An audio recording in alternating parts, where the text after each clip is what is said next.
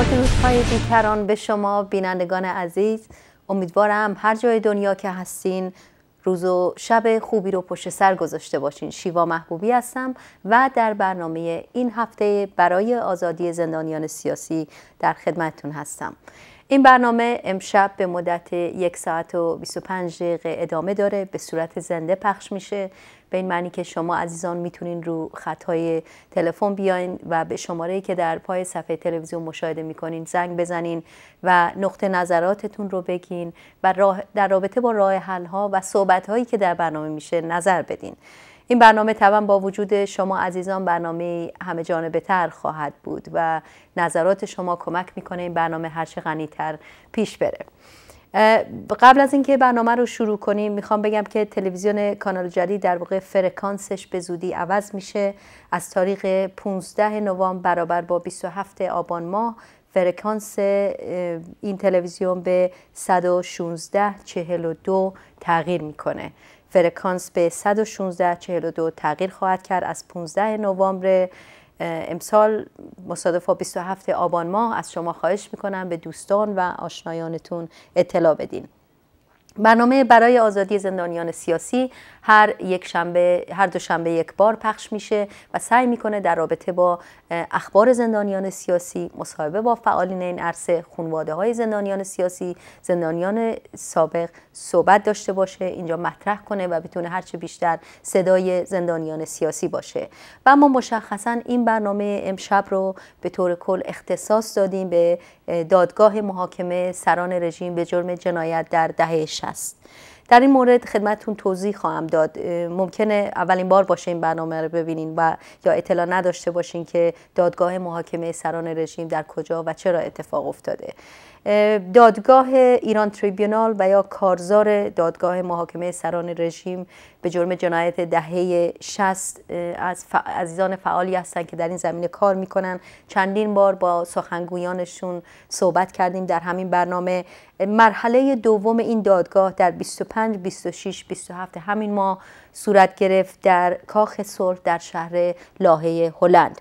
در واقع دیروز به پایان پذیرفت. مرحله اولش در ماه ژوئن همین سال در لندن در مرکز عفو بین‌الملل صورت گرفت که تعداد وسیعی از خانواده‌های زندانیان سیاسی از کشورهای مختلف و زندانیان سابق در دهه 60 شکنجه و زندان شده بودند حضور پیدا کردند و حدود 75 شاهد در مرحله اول که در واقع کمیته حقیقت یاب این کار رو به عهده داشت که بتونه از این 75 نفر شهادت بگیره در رابطه با شکنجه‌هایی شدن و وضعیتی که براشون در زندان پیش اومده. از طریق کانال جدید احتمالاً تعقیب کردین که در همین رابطه صحبت شده و در مرحله دوم که همین 3 روز پیش صورت گرفت با 19 نفر دیگه به صورت شاهد اونجا شهادت دادن در این دادگاه و این دادگاه هیئتی بود از قاضیان بین‌المللی و در رابطه با این جنایات که کمیته حقیقت یابی گزارش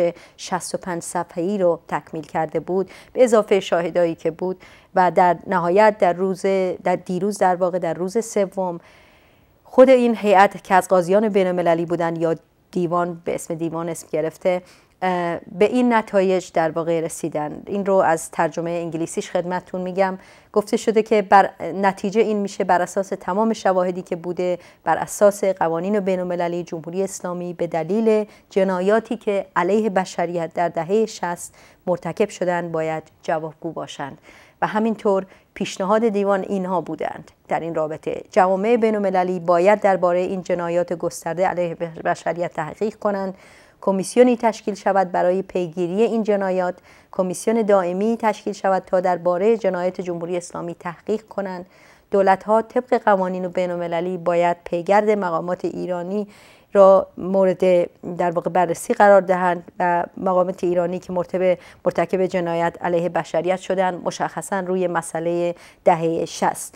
در این رابطه بیشتر صحبت خواهیم کرد و امیدواریم به زودی ارتباطمون وصل بشه با رؤیا قیاسی، یکی از سخنگویان ایران تریبیونال یا کارزار دادگاه محاکمه سران رژیم به جرم جنایات دهه 60 که همین که ارتباطمون وصل شد از طریق اتاق فرمان با ایشون در این رابطه بیشتر صحبت میکنیم که در اون محل حضور داشتن و توضیحات بیشتری رو از اونها میخوایم. اما تا زمانی که ارتباطمون وصل میشه میخوام یه مقدار به این بپردازم. اگر ممکنه خبر نداشته باشین که این تریبونال از کجا شروع شد، در واقع 7 یا 8 سال پیش، حدوداً سال 2004، خانواده های زندانیان سیاسی دهه 60، خانواده های جانباختگان، عده‌ای از خود زندانیان سیاسی که در اون دوره بودن، تصمیم گرفتن که دادخواهیشون رو در شکل یک دادگاه مردمی به نمایش بگذارن، که این نمونه‌ای بود که از دادگاه راسل در دهه 60 گرفته بودن که زمانی که آمریکا رو به جرم جنایت در ویتنام محاکمه کردند، که نتیجه این دادگاه به این منجر شد که در سطح بین‌المللی جنایاتی که آمریکا کرده بود افشا شد و فشار زیادی روی دولت آمریکا در جوابگویی به این قضیه بود. اما حتی این دادگاه مردمی، دادگاه محاکمه سران رژیم جمهوری اسلامی، به زمان خیلی متفاوت و خیلی به یه معنی در نوع خودش نمونه است. این دادگاه مردمی اولین باره که به این شکل صورت میگیره، دادگاهی که از سوی خود خانوادگان جانباختگان و جان به در بردگان صورت میگیره، در حالی که خود اون دولت هنوز داره در واقع حکومت میکنه، هنوز داره کشتار میکنه، هنوز داره خود این خانواده ها رو تحت فشار قرار میده. این دادگاه نمونه، یک بی‌نمونه هستش واقعا در سطح دنیا و از لحاظ تأثیرش و از لحاظ اینکه این دادگاه صورت گرفت در 2 مرحله و در 2 مرحله که خیلی دقیق و به صورت قضایی تمام اینها رو بررسی کردن و به نتایجی که اعلام کردن رسیدن، بسیار بسیار مهم هستش. محکومیت جمهوری اسلامی به جرم جنایات دهه 60، خانواده هایی که به معنی واقعی بچه هاشون رو از دست دادن و دادخواهیشون رو میخواستن به گوش مردم برسونن، خانواده‌هایی که نه تنها یک فرد خانواده بلکه 5 یا 6 نفر خانواده‌شون رو از دست داده بودن. ما در این رابطه با رویا قیاسی صحبت خواهیم کرد و امیدوارم فعالین ایران تریبیونال یا دادگاه محاکمه کارزار دادگاه محاکمه سران رژیم بتونن رو خط بیان و بیشتر از جنبه‌های مختلف این قضیه رو به ما اطلاعات در این زمینه بدن. اما مایلم خود شما تو این برنامه دخالت بکنین. اگر زندانی سیاسی بودین در دهه 60، اگر خانواده زندانی سیاسی بودین، فکر میکنین که تأثیر این دادگاهی که برگزار شد در 2 مرحله، تأثیر این که تقریباً بیش از 100 نفر شهادت دادن، تعداد وسیعی چند صد نفر در هر 2 مرحله شرکت کردن در دادگاه، چه تأثیری داره؟ آیا فکر میکنین این میتونه صدای زندانیان اعدام شده دهه 60 باشه؟ آیا فکر میکنین این چه تأثیری میتونه داشته باشه در مراحل بعدی در فشار گذاشتن به جمهوری اسلامی در سطح بین‌المللی؟ لازم میدونم این رو هم بگم که در این دادگاهی که در مرحله دوم که در کاخ صلح در شهر لاهه هلند صورت گرفت، خود این هیئت که از قاضیان بین‌المللی بودن از جمهوری اسلامی از طریق سفارتش در لاهه هلند دعوت کرده بودن که در این دادگاه شرکت بکنه، که جوابگو نبودن و جوابی ندادن، که طبعا خیلی طبیعیه، این انتظار داشت که جمهوری اسلامی به هیچ عنوان در این رابطه صحبتی نکنه و حاضر نباشه تو همچین دادگاهی باشه.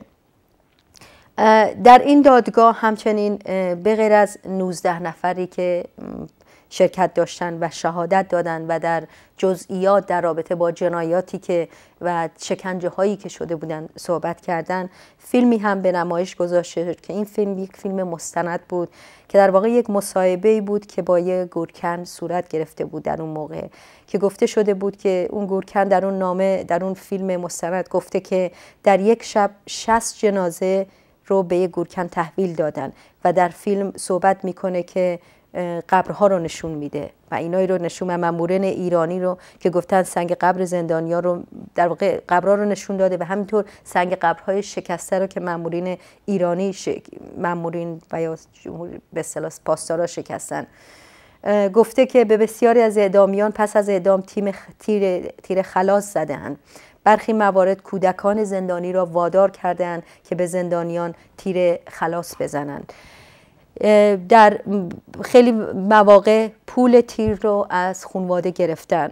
مثلا توی یک مورد خانواده مصطفی سلطانی بود که تعدادی از اعضای خانوادهشون اعدام شدن، فکر میکنم 5 یا 6 نفرشون، که وقتی جنازه برادرشون رو میخواستن بگیرن و از اونها گرفتن جنازهشو، اینقدر گلوله زده بودن به این به این زندانی و وقتی اعدامش کرده بودن که تمامی ارگانهای درونی بدنش بیرون ریخته بود. این در واقع نقل قول هستش و گفته شده که این بخشی هستش از نامه‌ای که روی سایت ایران تریبیونال هست. گفته شده که شکنجه و کشتار در تمامی زندانیان جمهوری اسلامی صورت گرفته است. شهود نشان دادند که اعدام‌های فراغذایی هم در سراسر ایران صورت گرفته است. این جنایات بر اساس دستگاه مرکزی حکومتی صورت گرفته و جمهوری اسلامی مسئول همه این جنایات است.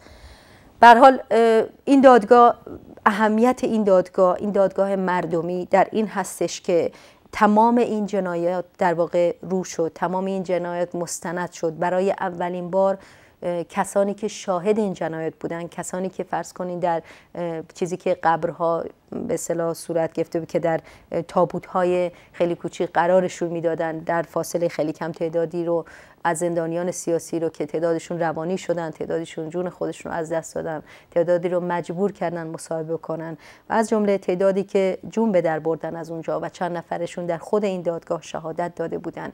برای اولین بار تونستن در مقابل دنیا صحبت بکنن از جنایاتی که براشون اتفاق افتاده. از اتاق فرمان خواهش میکنم که اگر رویا قیاسی ارتباطشون وصل شد رو به ما وصل بکنن و در عین حال میتونن شما عزیزان هم میتونین به ما تلفن بزنین در مابین این که بتونیم تلفن‌های شما رو هم وصل کنین. در نظر داشته باشیم که وقتمون 1 ساعت و 25 دقیقه هستش و از شما خواهش میکنم روی همین موضوع محاکمه سران رژیم به جرم جنایت دهه 60 صحبت بکنین. تجربیات شما عزیزان، مخصوصا به عنوان کسانی که اگر خودتون در اون موقعیت بودین، خیلی مهم هستش. اهمیتش برای شما چیه؟ شما ممکنه تو اون دادگاه نتونستین شرکت بکنین، نتونستین یکی از شاهدا باشین، ولی چه چیزی هست، چه اهمیتی داره برای شما؟ چه کاری میتونیم با نتایج این دادگاه بکنیم؟ من و شمایی که برامون مهمه که سران رژیم به جرم تمام جنایات محاکمه بشن، چی کار میتونیم بکنیم؟ یکی از پیشنهادایی که خود دیوان داده این بوده که سران رژیم که در این جنایات دست داشتن محاکم تحت تعقیب قرار داده بشن و این کاری هستش که به سادگی امکان پذیر هستش، اما بستگی داره ما خودمون چقدر پیش میریم و چقدر فشار میاریم. در واقع دیروز بود قرار بود یک هیئتی از پارلمان اروپا به ایران بره و این هیئت به این شرط قرار بود بره اونجا که با جعفر پناهی و نسرین ستوده ملاقات داشته باشه و جمهوری اسلامی این رو نپذیرفته بود. در نتیجه سفر هیئت 5 نفره پارلمان اروپا به ایران لغو شده بود. منظورم اینه که حتی این کاری که پارلمان اروپا میکنه به هر حال تحت فشاری هستش که میبینه از زاویه من و شما کارزارهای موجودی که هستش برای این عزیزانی که در زندان هستن و در حال حاضر مسئله این که گفتن این که جنایات جمهوری اسلامی فقط به این چند ساله اخیر محدود نمیشه، بلکه جمهوری اسلامی یک دهه از جنایت رو، دهه 60 رو، جنایت و شکنجه‌هایی که صورت گرفته رو عملاً یه جورایی خب نگاه نمی‌کنن، عملاً بهش نمی‌پردازن. ببینین اگه یادتون باشه سال 88 همون مسحک انتخاباتی که بود و همون میلیون ها نفری که به خیابون اومدن تعداد بسیار وسیعی رو دستگیر کردن. حتی اگر کسی هستین که سنتون اقتضا میکنه که سال 60 رو ندیدین، نمیدونین چه خبر بوده سال 60، تو اون موقع هنوز به دنیا نیومدین، حتما سال 88 تو خاطرتون هست، همون سالی که ندا هم کشته شد و تعداد وسیعی از دختران و پسران جوان رو زندانی کردن، کشتن، شکنجه کردن، اعدام کردن، بهشون تجاوز کردن.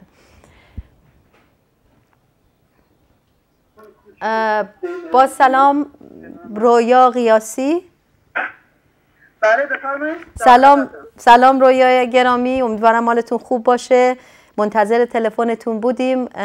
مرسی که میدونم هنوز تو لاهه هستین. ممنون که قبول کردین در واقع دعوتمون رو.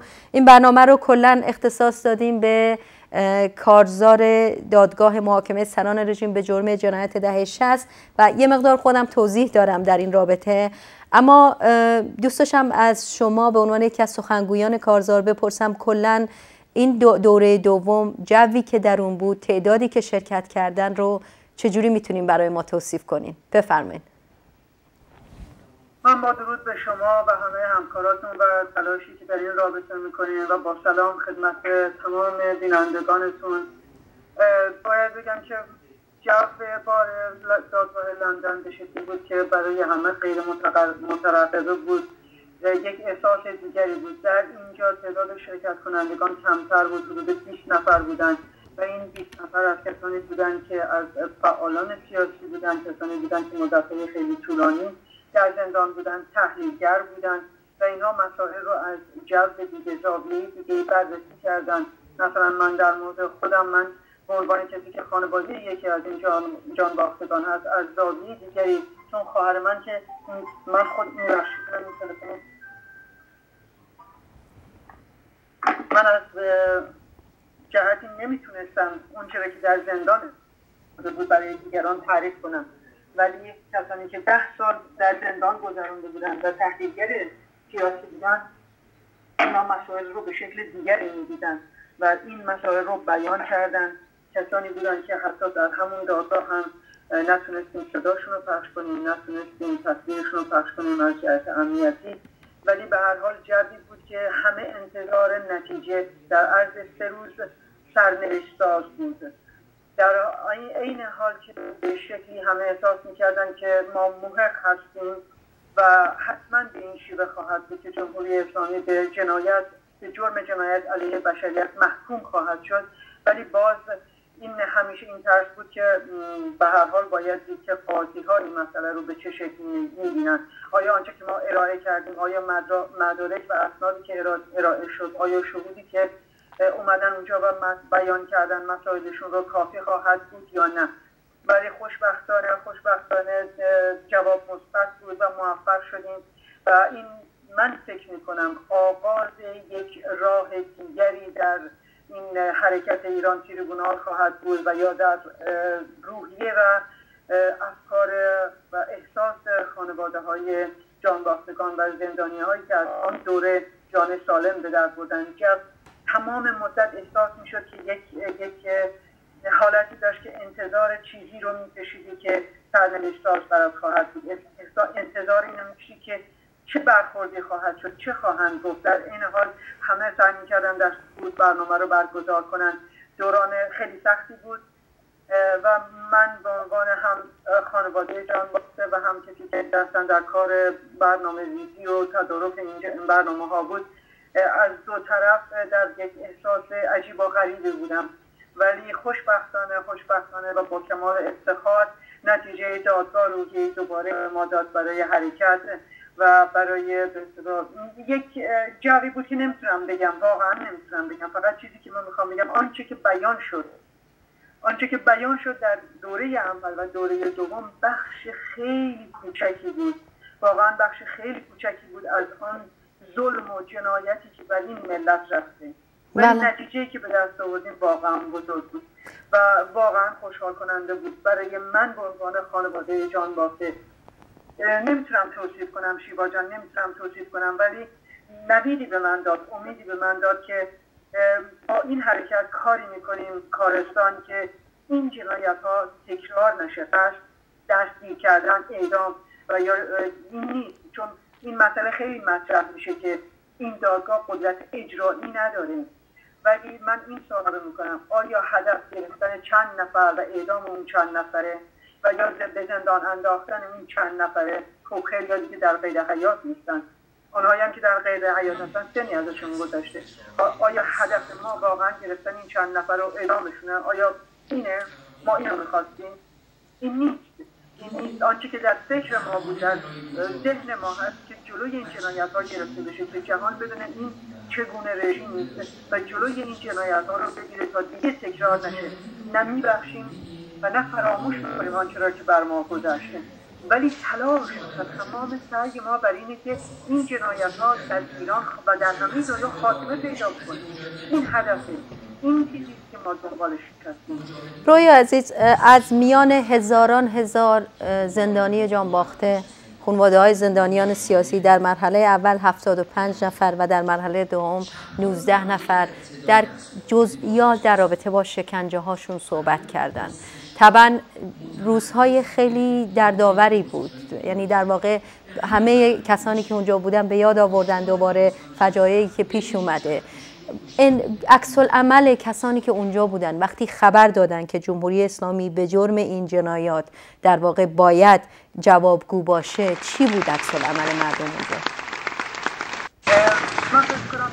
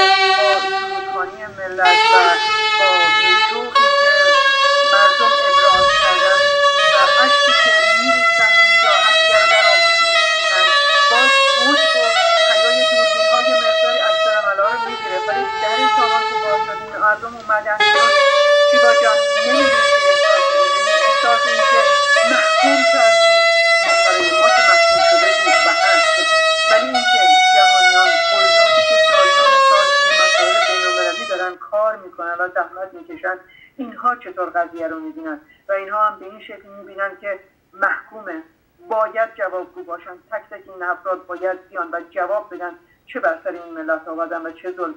جوی بود غیر قابل تصور و همدیگر رو در آغوش میگرفتن، میبوسیدن، گریه میکردن، میخندیدن، شادی میکردن. واقعا چیزی بود که نمیتونم توصیف کنم ولی خیلی زیبا بود، خیلی زیبا بود که احساس کردم تمام این زحمات، تمام این رنجی که در این دوران سکوت و خفقان گذشت، در این طول پروسه زمانی گذشت، ولی با حرکت ایران تریبونال، با حرکت این دادگاه این جبر شکسته شد و دو نسل به هم نزدیک شدن. جهان میدونه چه اتفاقی افتاد. مردم ایران که جوانهایی که کم سن و سال بودن الان با مسائل روبرو شدن، شنیدن مسائلی رو که بر ما گذشته بود، شکنجه هایی که من کسی بودم که با خانواده های جانباخته‌ها در ارتباط بودم، خواهر خودم از بین رفته، از دیگران میشنیدم، از تاش در زندان میشنیدم، ولی باز توی دادگاه چیزهایی میشنیدیم که مو به تنمون راست میشد و واقعا گاه این سوال برای من پیش می اومد که انسان بودن کسانی که این شکنجه ها رو دادن، انسان بودن این کارا رو به سر ملت در آوردن، کسانی رو که توی خیابون ها ریختن، شعار دادن برای سرنگونی اون رژیم. این کسانی که به این شکل باهاشون رفتار شد کسانی بودن که بخش عظیمی و واقعا بخش عظیمی رو در انقلاب ایران بازی کردن و بعد دست جمهوری اسلامی به این جنایت و این شیوه وحشیانه شکنجه شدن. احساس میکردیم که توانستیم، البته ما اینا میگیم که کسی که ایستاده مرد جاودانه میشود، ولی باز زنده شدن تک تکشون. مثلا چیزی که اتفاق دوستان عکس عزیزاشون آورده بودن با خودشون توی دادگاه، عکس‌ها رو بالا میگرفتن و واقعا احساس میکردی هستن، در کنار ما هستن، در این شادی سعیم هستن و گوهدی میگیم شروع کار. دقیقاً حرکت باعث شد جمهوری اسلامی که هیچ وقت در مورد این جنایت ها حرف نمیزد، توی 2 تا از سایتاش مجید شد 2 بار با این مسئله برخورد کنه و به شکلی ولو تلویحی بگه که این جنایت ها اتفاق افتاده و این قدم بزرگی برای ما. رسیدن به این نتیجه قدم بزرگی بود برای ما و این باعث خوشحالی ما. دقیقاً رویا گرامی، دقیقاً شما گفتین که به یه معنی شما اونجا صدای هزار زندانیایی بودین که جونشون رو از دست دادن از زندان و این واقعا شورانگیزه و شاید هرگز فکر نمی کردیم همچین اتفاقی بیفته، ولی به یمن فعالیت‌های خود شما و دوستان کارزار و خانواده جانباختگان این بعد از سالها اتفاق افتاد. تو صحبتاتون گفتین که این دادگاه 2 نسل رو به هم پیوند داد. سوال آخرم از شما اینه که اهمیت این، من همیشه گفتم که اهمیت این دادگاه چیه؟ کسی که تو سال 60 چون که نسل، شاید بگم جمعیت وسیعی از مردم ایران نسل جوانی هستن که در سال 60 یا به دنیا نیومدن یا خیلی بچه بودن. فکر میکنین اهمیت این دادگاه جدای از اهمیت فوری حالاش که یه نویدی به این خانواده جانباختگان میده، اهمیتش چیه تو روند محاکمه سران به جرم کل جنایتایی که در طول این مدت کردن؟ ببین، برای من به شخص اول احساس خودم رو بگم که در اون زمان اون خفقان، اون فشارهای روحی و روانی که بر ما روا شد و گاه یعنی به طوری برخورد میکردن که هر خانواده شرمسار بود که کسی رو در زندان داره و یا کسی رو از دست داده. حالا این خانواده به خانواده فرق میکرد، محیط فرق میکرد، ولی برخورد جامعه به این شکل بود. کسی که به طور مثال مثلا اسم بریم جز یک گروه به خصوصی بود، منافق بود، اینها بود، مفسد الفرعرض بود، 1001 انگ به ما میچسبوندن، توهین میکردن، تحقیر میکردن. این شکست این برای تمام جامعه، من فکر میکنم شکست. که ما در دورانی که توی دادگاه بودیم تلفن‌ها زنگ می‌زد، هر کدوم از ما بهره‌گانی رو در ایران داریم، این تماس‌ها برقرار می‌شد که ما شنیدیم، ما دیدیم، ما حالا می‌فهمیم چه اتفاقی افتاد. ما همیشه سوال می‌کردیم که چه کار کردن اون نسل، برای چه جنگیدن، چرا به این بلا رو سر ما آوردن. ولی الان می‌شنویم که ما فهمیدیم، ما درک کردیم و چیزی رو هم باید به واقعی آدم جلوی چشمش بیاره. ما همه سنی ازمون گذشته و به هر حال زود یا دیر این دنیای فانی رو ودا می‌گیم و میریم. نباید نسل بعد از ما بداند که چه بر سر ما آمد، تجربه بگیره. اگر ما میدونستیم که خمینی چه کسی است، اگر ما میدونستیم که چه برنامه‌هایی برای ما داره، چه شعارهایی داد، ولی اگر شناخت داشتیم نسبت به اون، نسبت به افکار شناخت داشتیم، مسلماً به این شکل پیش نمیرفت. شاید نتونم بگم که اصلا این اتفاق نمیافتاد، ولی شکل دیگری به خودش میگرفت. و این افشاگری، این دو نسل رو به هم نزدیک کردن که نسل جوان بدون بر ما چه رفت، ما چه میخواستیم ولی چه شد. این نزدیک کردن این اولا در تاریخ میماند و دیگه این فجایع اتفاق نمیفته. این چیزی که ما روش تکیه میکنیم. باز هم من میگم نمیبخشیم، نه فراموش میکنیم. تلاش ما برای اینه که نسل جدید نسل گذشته رو بشناسه، خواسته ها، آرمان ها، اهدافش رو درک بکنه و با توجه به اون مسائل، شعارهایی که داده میشد از طرف رژیم، برخورداری که از طرف رژیم میشد، چرا این اتفاقات افتاد، از اینا درس بگیره برای دوره آینده. ببینید ما الان داریم میبینیم توی ایران همان کشتارها هست، همان شاید شدتش کمتر باشه نسبت به دهه 60، ولی اتفاق داره میفته و این شناخت باعث میشه که وقتی ما راهمون رو بشناسیم، گذشته خودمون رو خوب بشناسیم، مسلماً راهمون رو بهتر پیدا میکنیم و راحت‌تر و دقیق‌تر عمل میکنیم. این چیزی که من فکر میکنم باز شد وقتی که از تمام ایران ما همینجور تلفن‌ها زنگ زده میشد و پیغام میدادن داریم میبینیم، داریم نگاه میکنیم، میفهمیم. و بعد از پایان توی اون مدتی که بچه‌ها قاضی‌ها رفته بودن توی شورت، سکوتی بود، تلفن‌ها زنگ نمیخورد، همه ساکت بودن، همه انتظار میکشیدن. بخشی بیرون، بخشی داخل با مصاحبه‌ها و که توی دادگاه انجام شد سعی کردیم این زمان رو بگذرونیم، ولی می‌دیدیم که خبری نمیاد از ایران، تلفن‌ها زنگ نمیخوره. و به محض اینکه اعلام شد، مطرح شد، بیان شد، اون چند لحظه سکوتی رو که فکر کنم ما در دادگاه داشتیم و نمیدونستیم چی کار باید بکنیم، حرکت بعدیمون چیه، شادی و شوق یه مقدار گیجمون کرده بود که اتفاق افتاد. توی سالن رو نگاه می‌کردیم، عکس جانباخته ها رو می‌دیدیم، زندانیان سیاسی بودن، خانواده ها بودن، صحنه بود بسیار زیبا و این باعث شد این دو نفس به هم نزدیک بشن، اشتباهاتمون رو بفهمیم، درس بگیریم و برای راه آینده قدم مثبت‌تر، منسجم‌تر، آگاهانه‌تر برداریم و کمک کنیم که این ستم پایان بپذیره. رویا قیاسی، ازتون خیلی تشکر میکنم. به امید پیروزی و امیدواریم این ادامه پیدا بکنه و بتونیم جمهوری اسلامی رو به جرم جنایت هایی که در طول 33 سال اخیر مرتکب شدن به محاکمه بکشیم. حتما این برنامه طبعا تا 1 ساعت دیگه هم اختصاص داره به مسئله دادگاه محاکمه سران و حتما اگر دوستان دیگه‌ای که مایل بودن بیان میتونن رو خط بیان. خیلی تشکر میکنم، موفق باشین و خسته نباشید. منم تشکر میکنم از شما، تشکر میکنم از تمام دوستانی که پشت صحنه ما رو یاری کردن، همکاری کردن و صدا و فریاد ما رو به گوش مردم ما رسوندن. از شما و تمامی دوستانتون تشکر میکنم. به امید پیروزی. بینندگان عزیز، صحبت‌های رویا قیاسی رو شنیدیم. همونطور که خودشون گفتن واقعا قابل توصیف نبود. چقدر شورانگیز. خانواده‌ای که سالهاست داره تو خودش، تو ذهنش، تو رویاهاش همش داره فکر میکنه چجوری صدای بچهش باشه، چجوری صدای خانواده‌اش باشه، پدرش باشه، مادرش باشه. یک موقعیت تاریخی رو، یک موفقیت، یک مقطعی رو، یک موقعیت رو پیدا کرد که بتونه صحبت بکنه، بگه تو زندان چه بلایی سر بچه‌ش آمده. خودش که تو زندان بوده، زندانی سیاسی که اون موقع بوده، بگه چجوری بهش تجاوز شده، چجوری بچه‌ش شاهد بوده وقتی این شکنجه می شده.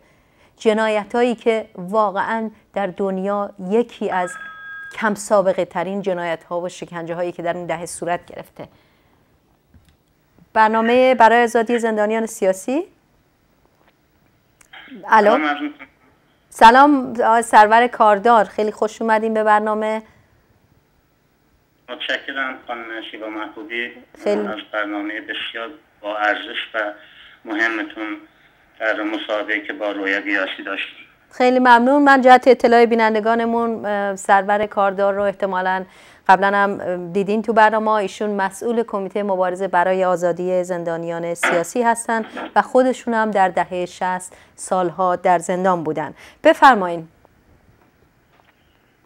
عرض شود که تریبونال خب کارش رو در واقع با موفقیت به پایان رسوند و این یه پیروزی بزرگی برای تمام مردم ایران و همچنین یک انرژی بزرگی میده به تمام کسایی که در جبهه مقدم مبارزه با جمهوری اسلامی ایران در تبعید به سر میبرن و مبارزه میکنن. این نتیجه سالها زحمتی بوده که به اصطلاح الان به نتیجه میرسه. من این دادگاه رو هرچند که معروف شده به دادگاه سمبولیک نمیدونم، طبق تأکیدی که برگزار کنندگان خودشون هم داشتن، به خاطر اینکه اینجا دادگاهی بوده که قضات بین المللی و خود شاهدین که یا کسایی بودن که جان سالم به در بردن یا خانواده هاشون بودن و اینا عینیت داره. یعنی دو طرف قضیه، اینکه منی که زندان بودم تمام این سالها رو شاهد این قضیه بودم، به عنوان شاهد حضور دارم و اینکه مجزاترین قضات بین المللی در این دادگاه شرکت دارن و دقیقاً با پروسه قانونی و حقوقی این قضیه دادگاه رو پیش بردن. در واقع این یک عینیت، یک واقعیت، دادگاهی بهتر از این نمیتونه باشه. تنها چیزی که اینجا ما تفاوت هست که با یه دادگاه برای به محاکمه کشیدن جمهوری اسلامی اینه که جمهوری اسلامی هنوز متاسفانه سر کاره و دادگاهی که در آینده اون دادگاه اصلی خواهد بود برای محاکمه سران جمهوری اسلامی، در واقع ادامه این دادگاهی که الان شکل گرفت. آقای کاردار، سرور کاردار، شما خودتون زندانی دهه 60 بودین، سالها در زندان بودین. اهمیت این دادگاه رو در چه برای شما خودتون به عنوان فعالی که در این عرصه هستین و همینطور به عنوان یک زندانی سیاسی، اهمیت این دادگاه رو تو چه به اصطلاح نکاتی می‌بینین؟ بله، ببینید این کشتار جمهوری اسلامی یک کشتار هدفمند و نظاممند بود. اینا مبنا رو گذاشتن به حذف فیزیکی کمونیست‌ها، مجاهدین، بهاییت، همزیستگرایان، فعالان قومی، دگراندیشان، سلطنت طلبان، متمردین حکومتی، قاچاقچی‌ها، تنفروشان و تمام کسایی که متمرد بودن از چارچوب‌های رسمی که به اصطلاح اینها با نظم نوین جهانی میخواستن بر اساس توافقی که خمینی کرده بود با نئولیبرالیسم در چارچوب نظم جهانی انجام بده. و خب ما میدونیم که مسئله اصلی این نظاممند بودن و حذف فیزیکی این مخالفین بود که حاضر نبودن این نظم رو بپذیرن، حاضر نبودن سطح رو بیاورن و اینا به اصطلاح مقاومت میکردن. خب خمینی در واقع توانست در برهه‌ای از زمان این کار رو به انجام برسونه، ولی هیچ وقت نتوانست زخمی رو که خودش خورد از این حذف فیزیکی، از این جنایت بزرگ به اصطلاح بهبود ببخشه. و این اون زخمیه که ما در به اصطلاح من میگم جامعه در تبعید ملت ایران میتونه واقعا به اصطلاح انگشت بذاره و اینا رو به در بیاره. اینا یه تصویری از یه جنایت به اصطلاح هست، یه واقعیت تاریخی، میخواستن این تصویر رو حذف کنن، ضعیفش کنن، محوش کنن و در نهایت به اصطلاح بشینن و بگن که ما موفق شدیم. ولی این عمل هیچ وقت انجام نگرفت و تمام کسایی که تونستن جون سالم به در ببرن الان تونستن این تصویر واقعی رو به خصوص با انجام دادن این دادگاه به میدان بیاورد. ما در زمانی هست که میشینیم تو دنیای مجازی، تو دنیای اینترنتی پتیشن امضا میکنیم، بعد مردم رو دعوت به تظاهرات میکنیم یا به اصطلاح حضور مجازی داریم.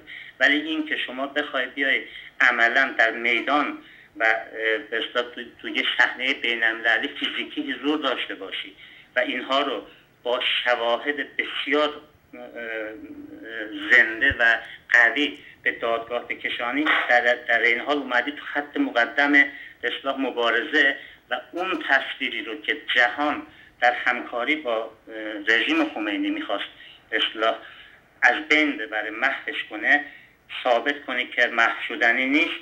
و این بزرگترین به اصطلاح امتیاز این دادگاه و تاثیر این دادگاهه که این مبارزه، این جریان زنده هست و دوست داره که جمهوری اسلامی رو به اصطلاح از صحنه سیاسی ایران حذف کنه. و این حذف کردن در واقع خب یک جنبش مبارزات 34 ساله بدون وقفه مردم ایران بوده. جنبه دیگرش اینه که ما در خارج از کشور به اصطلاح با تکیه بر اهرم‌هایی که داریم به اصطلاح برجستش میکنیم و به جامعه جهانی میگیم که این مبارزه حذف شدنی نیست، این مبارزه نمیشه روش به اصطلاح معامله کرد و ما این رو به نتیجه خواهیم رساند. و این بزرگترین تلاشیه که به اصطلاح و ثمره‌ای که این مبارزه و این دادگاه هم به صحنه جهانی به اصطلاح مخاطبین جهانی خودش میده که خواستن معامله کنن با حکومت خمینی بر سر این خونها و هم این که به مردم ایران. بله، خیلی ممنون آقای سرور کاردار، تشکر میکنم. خواهش میکنم، تشکر میکنم از برنامه.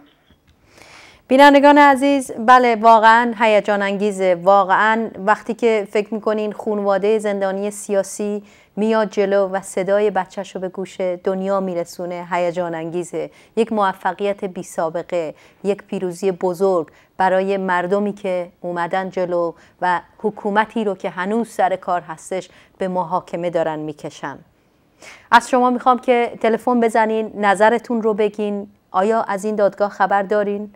آیا فکر میکنین نتیجه این چه خواهد شد؟ چه نتیجه شما انتظار دارین؟ شما فکر میکنین موفقیت این دادگاه که با تمام این شاهدایی که بوده، نتیجه‌ای که همین قاضیای بین‌المللی گرفتن که جمهوری اسلامی به جرم جنایت در دهه 60 باید جوابگو باشه و باید این مسئله به طور جدی بررسی بشه، این رو چجوری به نظر شما باید پیش برد؟ شما انتظارتون چیه؟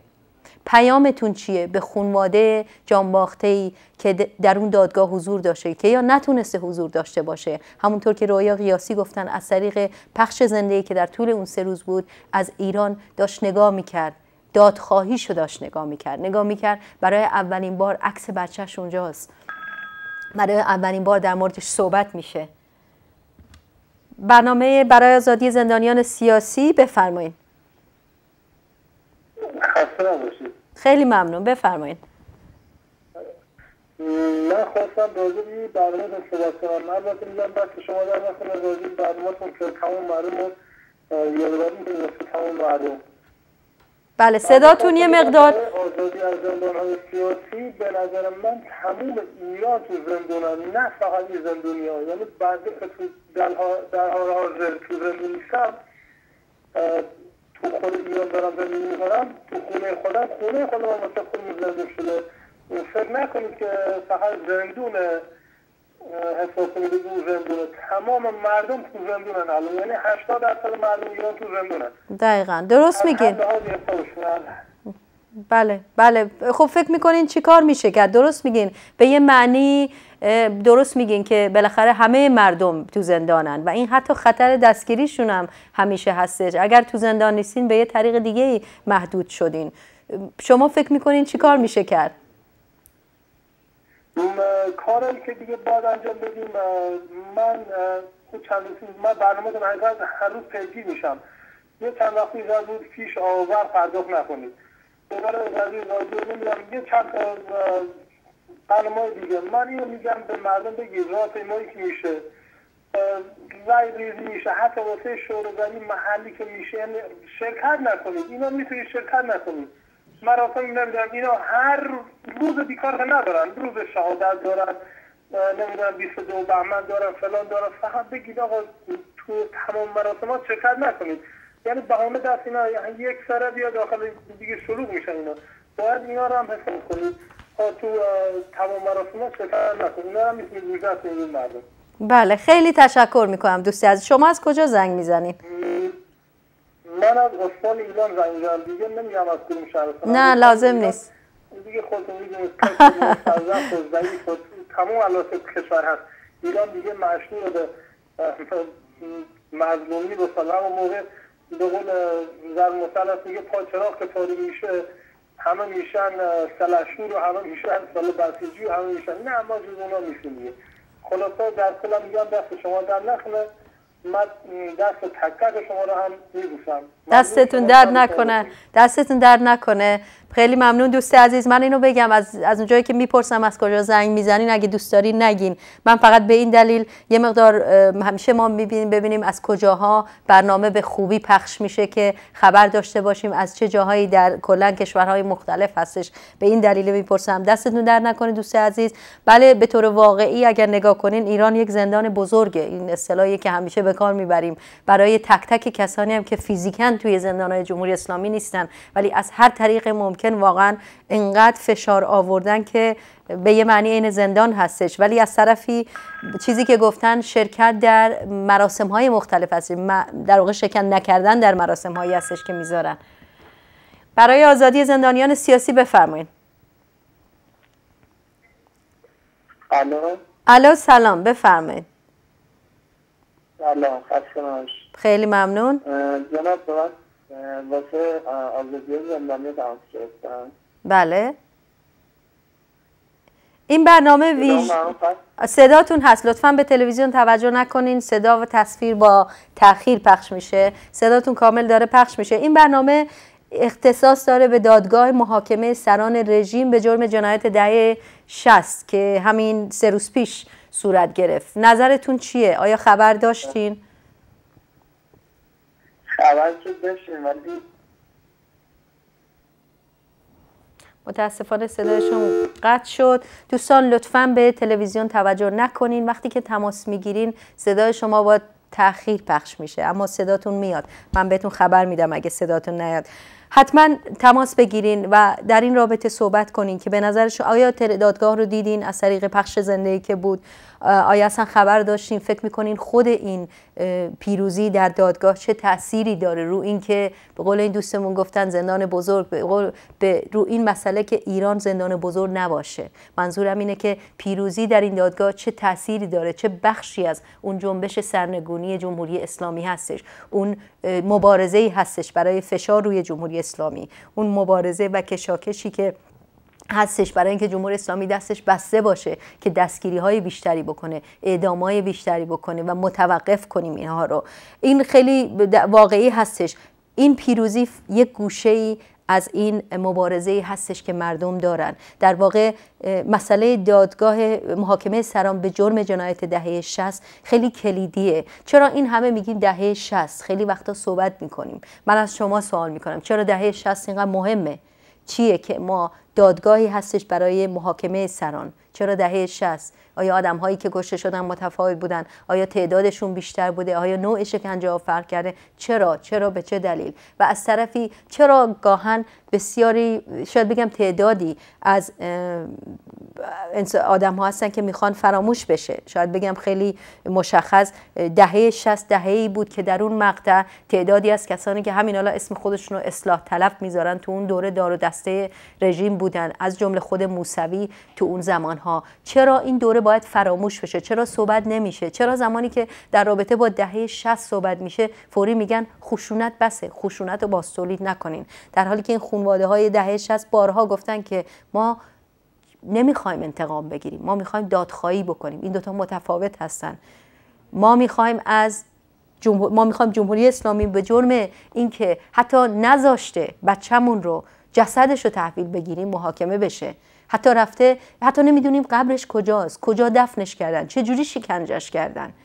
ما میخوایم برای اولین بار بگیم که چه دردی بچه‌مون کشیده. اون زندانی که دهه 60 بهش تجاوز شده برای اولین بار، هرچند که براش سخته، داره رو به دوربین ها، رو به دنیا میگه که این وضعیتیه که شده، این وضعیتیه که بچم دیده کنارم چجوری شکنجه شدم، چجوری منو التیام داده.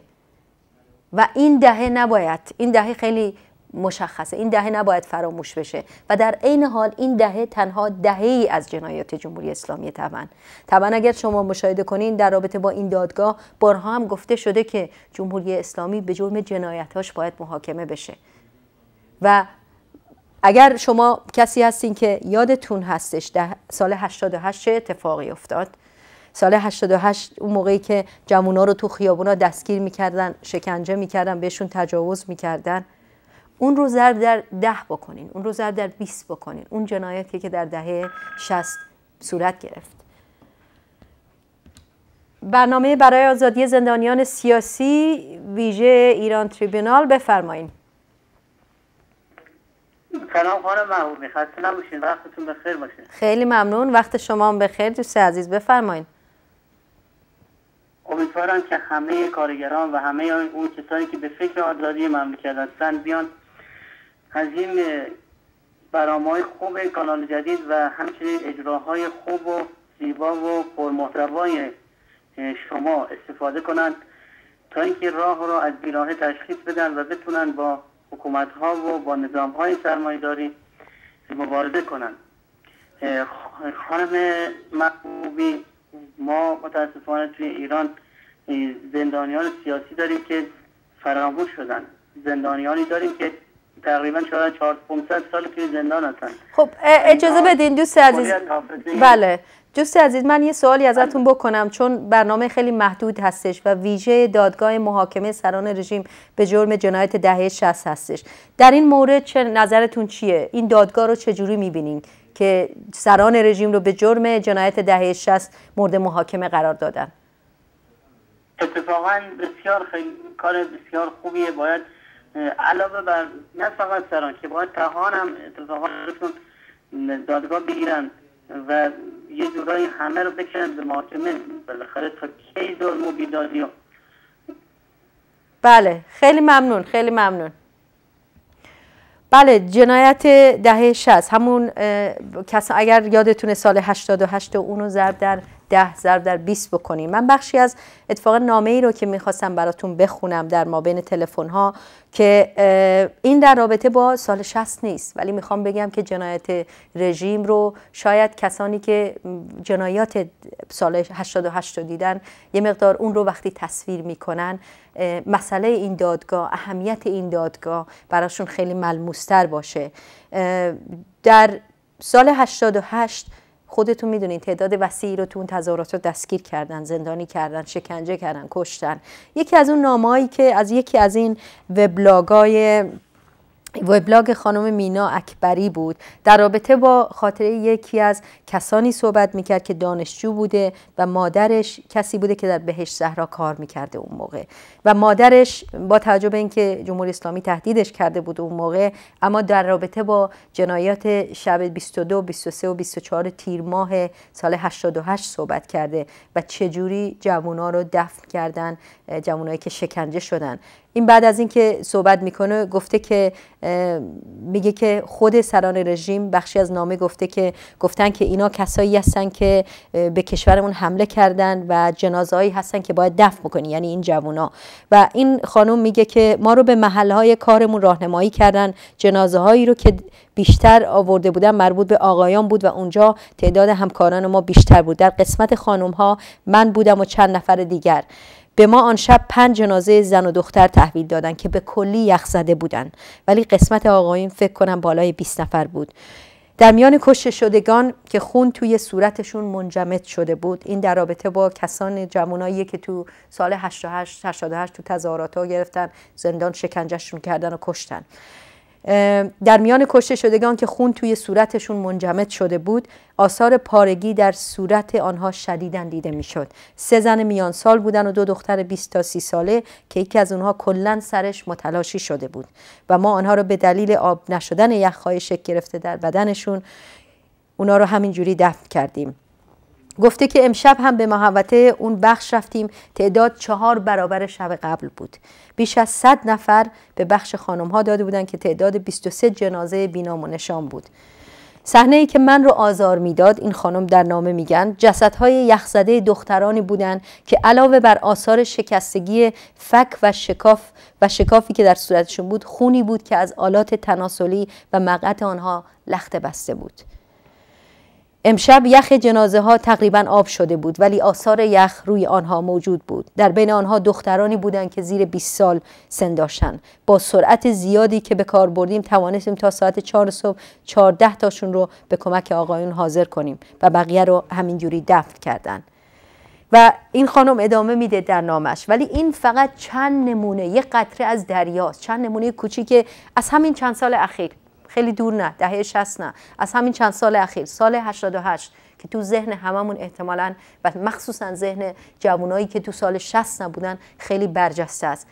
این کسان، این دخترانی که میگه تجاوز شده بود بهشون، یخ زده بودن، سرشون شکافته شده بود، این بچه‌های مردمن. این بچه‌های مردم بودن که این جنایتکاران کشتنشون و کسی نمیدونه کی بودن، کجا دفنشون کردن. و حتی طبق صحبتی که این خانم کرده که تو بهشت زهرا کار میکرده، گفته به ما گفتن برخی از اینا رو بذارین که به اصطلاح تو گروه بینام و نشان بذارین. برای آزادی زندانیان سیاسی بفرمایید. شیبا محبوبه، شبتون بخیر، خسته نباشید. شبتون بخیر، خیلی خوش اومدین به برنامه‌مون با صدای همیشه گرمتون. من صدام یه مقدار گرفته است، ولی از اول برنامه نبودم، 15 دقیقه دارم گوش میدم. من فقط توجه بیننده هاتون به خصوص مرتب بیننده های جدید دارید. هست زیاد در مورد ایران تریبیونال دارم، ولی تبریک میگم به تمام مردم مبارز ایران، به خصوص خانواده های زندانیان سیاسی که این اولین سیلی محکمی بود که توی صورت سران و مزدوران جمهوری اسلامی خورد. تازه این اولشه، یکی از اون سیلیاست. و حرف نمیخوام زیاد در مورد ایران تریبیونال بزنم چون از خیلی از جوانب میشه روزها در موردش صحبت کرد، ولی میخوام، من کارم با این مزدوریه که مرتب رو خط شما میاد، ماهاست، صداش کاملا برای کسی که تلویزیون شما رو پیگیری میکنن شناخته شده است. گاهی با عنوان که چقدر برنامه هاتون زیباست و خوب پیش میرین و اینا شروع میدونه. میخوام به این مردک امشب بگم، مردم خوب گوش کنید. این مردک اومد قبل من گفتش که بعضی 400-500 ساله تو زندانه. میخوام بگم این مردی که احمق بیشور مزدور شکنجه‌گر توی جمهوری اسلامی پرورده شده، تو سنی هم معلوم ازت میگذره، خر خودتو جد و آبادت. ما جواب شما رو، ما خانواده های زندانیان سیاسی، ما خانواده جانباختگان، ما مبارزان سیاسی دهه 60 سیلی محکمی تو گوشتون میزنیم. حالا سیلی های دیگه خواهد آمد. تو ممکنه امشب بیای با قرتی بازی مجری این برنامه یا برنامه های دیگر رو دست بندازی و بری. اینم یه نوع شکنجه است فکر میکنی. ولی شماها دیگه این ابو عطاتون سرازیری افتاده. شما نمیتونید اینجوری مردم رو شکنجه بدید. یکیتون شناسایی شدین و میشید و محاکمه خواهید شد. بعد پاسخگوی این جنایتاتون باشید. تو و تیم تو که اینجوری روی کانال های مختلف میده و مبارزان سیاسی رو دست میندازه، مطمئنم که سالها تو شکنجه و جنایت های این رژیم دست داشتید. افتخار نکنید چون شما باید سوراخ موش گیر بیارید. ما از لحاظ درسته آقای اومد گفتش که لهجه‌ام داشتن و گفتن از استان ایلام هستن. آقای عزیزی که گفتید که ایران زندان بزرگ هست، من با شما موافقم، ولی فرق یه همچین دادگاه های اینه که از لحاظ حقوقی تمام اسناد، فیلم، شواهد زنده رو بررسی کرده و میکنه و از لحاظ قانونی جمهوری اسلامی این سوراخ موش سرانش باید گیر بیارن. فردا باید جوابگو باشن. ممکنه این 100 سال 50 سال طول بکشه ولی اینها 100% باید جوابگو باشن و نمیتونن دیگه جیباشون رو پر کنن، کشور به راحتی خارج بشن و نسلشون هم به راحتی زندگی کنن و این دور باطل تو ایران دوباره تکرار بشه. باید تمام مردم ایران، خانواده زندانیان سیاسی، تمام چه سیاسی چه غیر سیاسی، چون کسایی که اعدام شدن حتی به نام قاچاقچی و بقیه، من معتقدم تک تک بایستی تمام شواهدشون رو از زندان شدن، حتی یک روز به دست این جمهوری کثیف افتادن تو زندان، باید تمام داکیومنت کنن، مدرک کنن و نگه دارن. تو وقت خودش تمام این مدارک به درد میخوره. و مرسی برای برنامه خوبتون و به امید پیروزی مردم ایران که مطمئنم که زود فرا میرسه. با تشکر. بله بینندگان عزیز، طبعا در رابطه با فقط ازتون خواهش میکنم وقتی اومدین صحبت بکنین کوتاه صحبت بکنین که وقت کافی داشته باشیم برای سایر بینندگان. برنامه برای آزادی زندانیان سیاسی بفرمایید. سلام خانم محبوبی. سلام، بفرمایید. خانم محبوب، از اجرای بسیار زیبای شما که ما رو به یاد خانم آذر ماجد.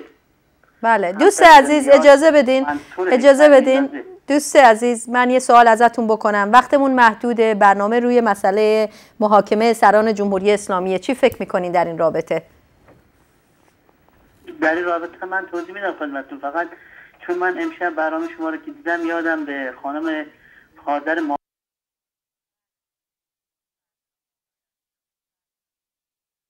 تون در رابطه با برنامه چیه دوست عزیز؟ این میدونم چی میگین، خیلی ممنون. در رابطه با موضوع برنامه نظرتون چیه؟ دادگاه محاکمه سران رژیم در دهه 60 یه روز پیش، دیروز آخرین روزش بود. فکر میکنین این دادگاه چجوری موفقیتش رو چجوری میبینین؟ چه نظری دارین؟ چه احساسی دارین؟ من میگم خدمتتون. نه دوست عزیز، اگر بعداً تماس بگیرین دوباره بگیم. ببینین دوستان، طبعا حتما خودتون تشخیص میدین وقتی یکی زنگ میزنه میخواد وقتو بگیره یا میخواد صحبت بکنه. اما به هر حال یه واقعیتی که هستش، این دادگاه، من چرا مثال سال 88 رو آوردم برای شما عزیزانی که خیلی ملموس دیدین، به خاطر اینکه موفقیت این دادگاه محاکمه سران جمهوری اسلامی رو در یه چارچوب بزرگتر ببینین. اینکه این موفقیت تمام خانواده ها در ایرانه، تمام مردم در ایرانه. برای آزادی زندانیان سیاسی بفرمایید. درود بر شما، خسته نباشید. خیلی ممنون، بفرمایید. خواهش می‌کنم. بنده لیسانس ادبیات فارسی دارم اما بیکارم و مجبور شدم کارگری کنم خانم. الان اینقدر وضعیت اقتصادی برام سخت شده که حتی برای گذراندن زندگی روزمره هم دچار مشکل هستم. الو جانم، صداتون میاد، بفرمایید. بله، به قول ما که مثلا تحصیلات ادبیات داریم و اینا، ما مثلا یک بیتی از مولوی رو همیشه به نظرمون قرار میدیم برای این شرایط سخت که میگه جانا به غریبستان چندین به چه میمانی، بازا تو از این غربت تا چند پریشانی، 100 نامه فرستادم 100 راه نشان دادم، یا راه نمیدانی یا نامه نمیخوام. گر راه نمیدانی در پنجه رهدانی. باز آ تو از این محبس قدر تو نداند کس، با سنگدلان منشین چون گوهر این کان. تشکر میکنم از برنامه خوبتون. خیلی ممنون. بینندگان عزیز، بله، من موضوع 88 رو گفتم به خاطر اینکه به طور واقعی وقتی که مردمی اومدن و یک دادگاه مردمی رو رژیم رو به محاکمه کشیدن، این به معنی اینه که این امید میده به خانواده همون چند تا دختر جوونی که همین حالا خوندم که این خانمی که تو بهشت زهرا کار میکرد چجوری توصیف میکنه جسد یخ زدهشون رو. این در واقع امید میده به خانواده تمام کسانی که عزیزانشون رو از دست دادن. این امید میده که شدنیه حتی تو این شرایط جمهوری اسلامی رو به محاکمه بکشین. هرچند که دولت‌های مختلف غربی با مماشاتشون دارن این رو میپوشونن، اهمال میکنن، اصلا مورد توجه قرار میگیرن، ولی در طول این چند ساله خانواده جانباختگان و خود دربردگان چیز نکردن و ادامه دادن تا اینکه این دادگاه صورت گرفت. برای آزادی زندانیان سیاسی بفرمایید. سلام، خسته نباشید. خیلی ممنون، بفرمایید. همون جوری که موضوع برنامه‌تون اختصاص داره برای آزادی زندانیان، ببینید خانم محبوبی، من برادرم در زندانه، الان نزدیک 1 سال و نیم در زندانه و ما در 1 سال و نیم گذشته فقط تونستیم 1 بار با ایشون ملاقات کنیم. میخوام اینو عرض کنم خدمت همه بینندگان عزیز. در زندانه در واقع در یک قفس میمونه که یک پرنده در قفس میمونه. شما این پرنده رو تو ذهنتون تجسم کنید که در قفس باشه، چقدر تحت فشاره، چقدر اذیت و آزار میکشه، چقدر ناراحته، چقدر تحت فشار روحی روانیه. انسان هم اونجوریه وقتی در زندان هست دچار یک سری فشارهای روحی روانیه. در زندان زندانیه، باید برای رهایی این تلاش. من از همه هموطنان عزیزم برای آزادی زندانی، مخصوصا زندانیان سیاسی، خواهش میکنم که همه با هم متحد باشن، اینو به وقته فراموشی نسپارن و اجازه بدن که همه ایرانیانی که چه از آشناهاشون در زندان هستن چه نیستن اقدام کنن، حاضر بشن، حضور پیدا کنن، حضور خودشون در سطح جامعه به صورت گسترده پیدا کنن. ببینید انسان ها یک دردهایی در دلهای خودشون دارن، وقتی مراجعه میکنن به اون کسی که بخواد دردشون رو علاج کنه، ناچارن برای رسیدن به اهدافشون یک سری موفقیت‌هایی رو طی کنن. برای این موفقیت‌ها باید کلاه‌هایی زده بشه که انسان رو به ورطه‌های درونی خودشون ارسال کنه. ارسال زندانی به بیرون از زندان یعنی رهایی انسان از گذرش زمان. گذرش زمان و مکان هیچ فرقی نمی‌کنه که چطور باشه. ببینید دوست عزیز، بله ببخشید حرفتون رو قطع کردم به خاطر محدودیت زمانی. شما گفتین که برادرتون در زندان هستش. این دادگاه محاکمه سران رژیم که تشکیل شده خانواده‌هایی مثل خود شما بودن که در اونجا شرکت کردن. احساستون چیه از اینکه برای اولین بار سران رژیم به محاکمه کشیده شدن؟ ببینید من الان برادر منو بردن تو زندان. الو. بله جانم بفرمایید. الو صدای من میاد؟ بله صداتون میاد. یه برادر من الان زندان فیلادلفیا کرج الان زندانیه. یک زندان جدیدی تأسیس کردن در کرج فیلادلفیا، اونجا زندانی کردنه. من رفتم اونجا ملاقات کردم باش، خیلی هم درخواست کردیم که پرونده تشکیل بدیم برای محاکمه مقامات برای اینکه آزاد بشیم برادر من. بله دوست عزیز خیلی ممنون. ببخشید من فقط چیزی که میخواستم بگم، این دادگاه بارها گفته شده که این دادگاه محاکمه سران رژیم سمبولیک هستش. آقای سرور کاردار هم اشاره کردن به طور واقعی این دادگاه سمبولیک نیست. من وقتی که میگین سمبولیکه دارین کوچیک میکنین این دادگاه رو. این یک دادگاه واقعی، یه دادگاه مردمی هستش که تایید شده، شاهدان واقعی بوده، قضات بین‌المللی بوده.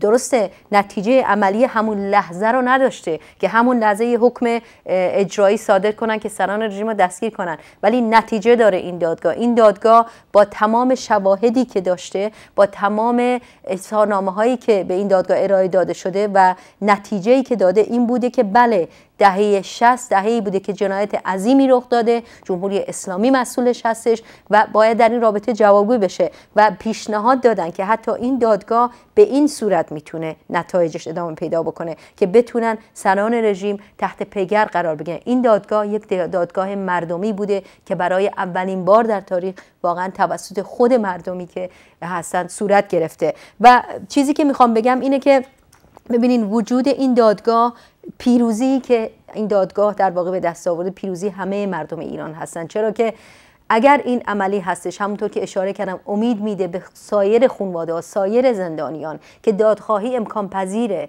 دادخواهی امکان پذیره حتی شرایطی که جمهوری اسلامی سر کاره و نتیجه بزرگتر دیگه هم داره، اونم تحت فشار گذاشتن جمهوری اسلامی در سطح بین‌المللی هستش. ببینید در عرض 2 مرحله، یک بار 75 نفر، یک بار دیگه 19 نفر شهادت دادن. این کنار از اون هستش که صدها نفر اظهارنامه ارسال کردن، یعنی فقط این تعداد نیستن و اینها نماینده هزاران هزار جانباخته‌ای هستن، جان به در برده‌ای هستن که صداشون رو کسی نشنیده و این تمام اینها، تمام این مدارک و اسنادی وجود داره علیه جمهوری اسلامی به کار برده خواهد شد و یه جوری هستش که هر چقدر سعی کردن دهه 60 رو به فراموشی بسپرن، این خانواده ها، این جان به در بردگان عکس رو گرفتن جلوی مقامات بین المللی، جلوی دولت ها، جلوی کسانی که خاموش موندن در رابطه با این جنایت ها که نمیتونیم فراموش کنیم. همونطور که رویا قیاسی گفتن ما نمیبخشیم و در واقع از این مسئله نمیگذاریم، فراموش نمیکنیم و نمیبخشیم، به خاطر اینکه میخوایم دادخواهی کنیم، میخوایم صدای کسی مثل سحر محمدی باشیم که یکی از سخنگویان کارزار هستش که مادرش بزرگ شدنش رو ندید، مدرسه رفتنش رو ندید، داییاش رو از دست داد و وقتی که فکر میکنم حتما مصاحبهش رو با همین تلویزیون شنیدین قبلا ها در برنامه‌های قبلی که میگه من میخوام صدای مادرم باشم، میخوام صدای داییام باشم و برای اولین بار این امکان به وجود اومد. این موفقیت بسیار عظیمی هستش. درسته بسیاری از تعدادی از این مزدورا زنگ میزنن به این تلفن، وقت رو اشغال میکنن که وقت رو بگیرن و فقط زبون بودن خودشون رو نشون میدن. ولی من از شما عزیزان میخوام، میدونم وقت کم مونده، که حتما تلفن بزنین اگر پیام تبریکی داریم به این خانواده ها، احساستون رو از اینکه برای اولین بار یک دادگاه مردمی تشکیل شده در 2 مرحله و صدها نفر شرکت کردن، قضات بین المللی در اون دادگاه شرکت داشتن، این دادگاه نتیجه داشته، شاهدا، کسایی که تو زندان بودن، کسایی که عزیزانش رو از اعدام کردن، بچه‌هایی که وقتی که بابا مامانشون تو زندان بودن اومدن اونجا دادخواهی کردن، برای اولین بار صداشون شنیده شده. احساستون چیه از این؟ چی فکر میکنین؟ شما خودتون رو جای یک خانواده بذارین. ببینین همین چند وقت پیش بود، به هر حال فکر میکنم چند روز پیش بود که در واقع مادر سعید صدیقی صحبت کرد در رابطه با اعدام فوایی. گفته بودم بهش از زندان که شناسنامه سعید رو بیار به خاطر اینکه میخوایم فردا صبح اعدامش بکنیم.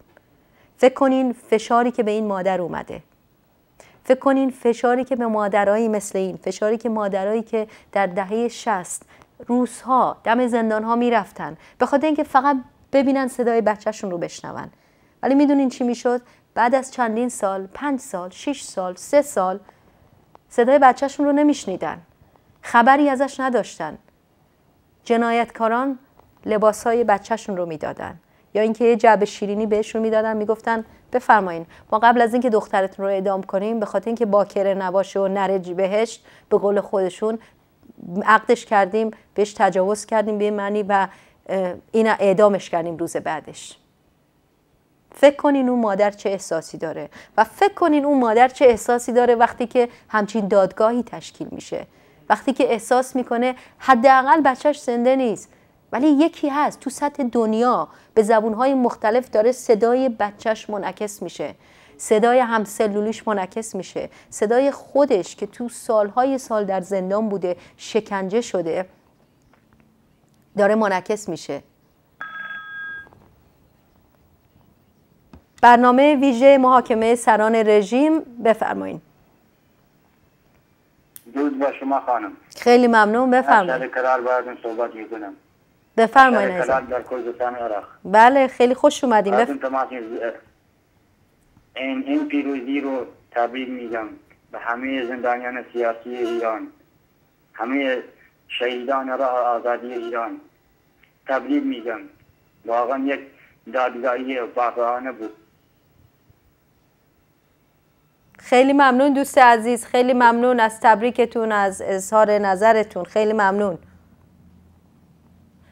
بله دوستان، واقعا تبریک به خانواده های زندانیان سیاسی، تبریک به جان به دربردگان، تبریک به تک تک ماها، به مردم ایران که این دادگاه با تمام مشکلاتش تونست در هله دومش هم به پایان برسه، تونست در عرض 3 روز در کاخ صلح در شهر لاهه هلند صورت بگیره و تعدادی دیگر از کسانی که قربانی اون شکنجه ها بودن بتونن اونجا صحبت بکنن و نتیجه گیری بگیرن از اون دادگاه. این موفقیتی هستش برای همه ما. این دوستمون اول برنامه گفتن که همه ما زندانی هستیم، همه ما، حتی اونایی که تو زندان به صورت فیزیکی نیستیم هستیم، ولی چرا داریم مسئله زندانیان سیاسی رو اینقدر برجسته میکنیم؟ چرا که پاشنه آشیل جمهوری اسلامیه، چرا که نقطه ضعف جمهوری اسلامیه، چرا که وقتی که شما در رابطه با این دادگاه صحبت میکنین، این دادگاه رو مطرح میکنین، این دادگاه رو کمک میکنین اجرا بشه، جمهوری اسلامی رو تحت فشار قرار میدین، توازن قوا رو به نفع مبارزه مردم تغییر میدین، دست جمهوری اسلامی رو میبندین که نتونه سالهای 60 رو دوباره تکرار بکنه. برای آزادی زندانیان سیاسی ویژه محاکمه سران رژیم بفرمایید. من رضا غفاری هستم، میخواستم با شیوا محبوبی صحبت کنم. آقای رضا غفاری، شیوا محبوبی هستم. من این رو خدمت بینندگان عزیز بگم که رضا غفاری از زندانیان شناخته شده هر دو نظام هستند و مخصوصا در دهه 60 و نویسنده‌ای هستند در رابطه با خاطراتی که در زندان داشتن. رضا غفاری، خیلی خوش اومدین به برنامه‌مون، بفرمایید. خیلی ممنون. شیوا، من میخوام بگم که دهه 60 تاکید ما این هست که جنایاتی که جمهوری اسلامی در اوائل سال 60 یعنی تا خرداد 60 از خرداد 60 تا 61 62 و 63 در تمام این موارد جمهوری اسلامی جنایات زیادی کرده که ما این سال 67 یک بخش کوچیکی از تمام اون اعدام هایی که توی خیابون این جنایتکارا کردن از مجاهدین و غیر مجاهدین و بچه های دیگه. بنابراین این تأکید روی 60 اینجاست که قتل و جنایت توسط جمهوری اسلامی فقط این اعدام های سال 67 نبود. من خودم یکی از بازماندگان اون زندان ببخشید زندان چیز بودم در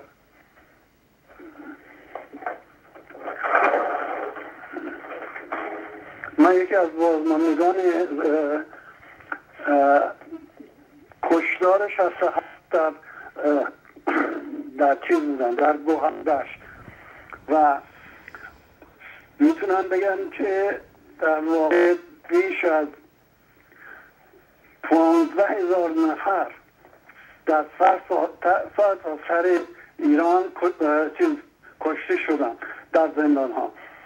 فقط زندان گوهردشت به تنهایی 1000 تا 1200 نفر فقط از زندان گوهردشت کشته شدن، اعدام شده. یعنی اینها رو تمام جمهوری اسلامی اعدام کرد. علاوه بر این ما در خود سال توی مجموعه جنایات جمهوری اسلامی در اون سال شما بگیرید اوین تعداد زیادی از زنان و در واقع جوانان دیگه توسط جمهوری اسلامی توسط اون هلیکوپتر مرگ که می اومد هر روز بین اوین و بین از اوین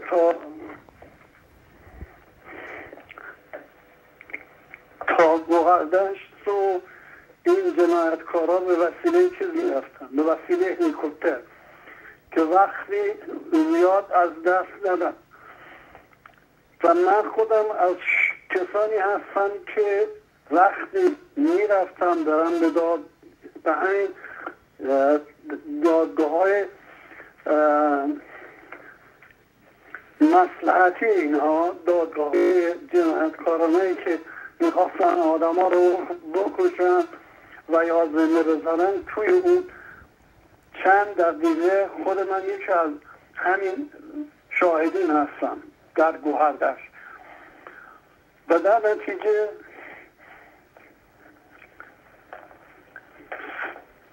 سوال میکردن از بچه ها آیا کمونیست هستی؟ آیا مجاهد هستی؟ و آیا چیزهای دیگه جریانات دیگه سیاسی رو ازشون سوال میکردن که ما خودمون بعدا فهمیدیم که من یکی از زندانهایی که خود من اون روز این دوره کوتاه استراحت کردم زیر ضرب کشتار رفتم، یه عده زیادی از مجاهدین و علاوه بر این در گوهردشت تعداد زیادی از بچه‌های شب مقاوم رو اینا گذاشتم برای کشتار که من خودم هر روز که نگاه میکردم میدیدم بله تعداد زیادی از بندایی که داشتن کم کم میکشتن اینها رو دیگه بچه ها رفت و آمدشون قطع شده بود و ما از طریق بیسی نه بیسی روخام از طریق راه رمز کوبیدن دیوار به بچه های دیگه اطلاع رسونیم که بله مثل که الان کشتار دارن میکنن. خود من البته توی دوران قبل از این کشتار معتقد بودم که اگر جمهوری اسلامی به هر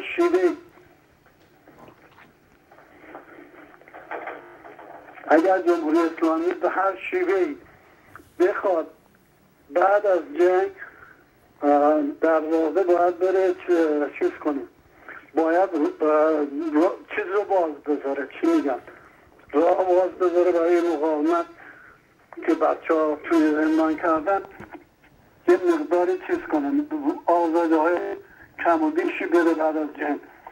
ولی من این حرفی که من به بچه ها زندانیانی که رفقای خودم بودن و بعضی اوقات مشورت میکردیم با اینها به من گفتن که بله این در واقع اینقدر من الان تحصیلات رو گرفتم خودم باور کنید نمیتونم این وقایع رو بگم.